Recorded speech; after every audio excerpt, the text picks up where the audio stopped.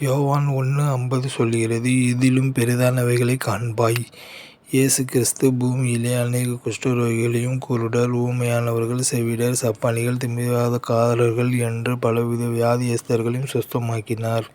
மேலும் நாயின் ஒரு விதவையின் மகனையும் யவீரு மகளையும் லாசருவையும் உயிரோடே எழுப்பினார்.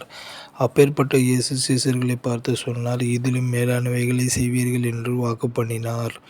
ஒரு தகப்பன் தன்னை விட தன் மகன் பெரிதாக வர வேண்டும் என்பதைப் போல ஆண்டவர் அவருடைய பிள்ளைகளாகிய நம்மை அவரை விட மேலான அற்புதங்களை செய்ய நம்மோடு இருக்கிறார்.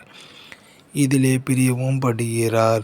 இது நம்முடைய பலம் அல்ல, உன் பலவீனத்திலே என் பலன் பூர்ணமாய் விளங்கும் என்று இயேசு சொன்ன வார்த்தையின் அடிப்படையிலே நம்மை பெரிய அற்புதங்களை செய்ய ஆண்டவர் உதவுகிறார். இப்படிப்பட்ட தேவனே நம்முடைய தேவன். அவருக்கே மகிமை உண்டாவதாக. ஆமீன்.